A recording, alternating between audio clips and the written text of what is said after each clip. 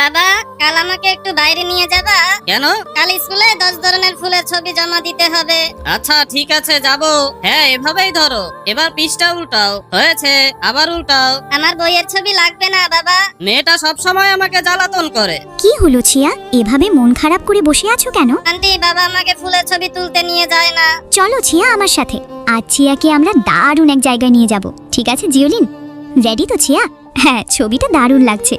ছিয়া এখন অনেক খুশি। চলো এবার ওখান থেকে তুলি। ইয়ে, দারুণ! এখানে ছিয়াকে সব থেকে বড় ফুল মনে হচ্ছে। সিয়ার ছবিগুলো কেমন হয়েছে দেখো তো বন্ধুরা। এই, সিয়াকে দেখেছো? না তো, দেখিনি তো। চলো সিয়া, এবার বাড়ি যাই। আমি সিয়ার জন্য সারা শহর ঘুরে সুন্দর সুন্দর ফুল এনেছি। সিয়া দেখলে অনেক খুশি হবে। মেয়েটা এখনো আসছে না কেন? এত ফুল কেন? সিয়া দেখো, তোমার জন্য কতগুলো ফুল এনেছি।